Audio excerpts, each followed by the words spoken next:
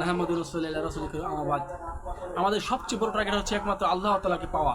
আল্লাহ তাআলাকে যদি আমরা পেতে পারি তাহলে দুনিয়া তো সফল, আখিরাত সফল।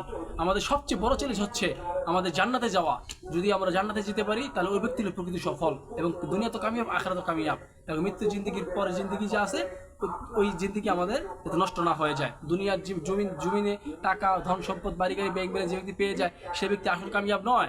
যে ব্যক্তি জান্নাত পেয়ে যাবে, আল্লাহকে মানতে হবে, নবীকে মানতে হবে, নবী দুইকে মধ্যে চলে জান্নাতকে টার্গেট করতে পারবে এবং জান্নাতকে টার্গেট করে ইখলাস আমল করতে পারবে, ওই ব্যক্তি হচ্ছে আসল সফল কাম।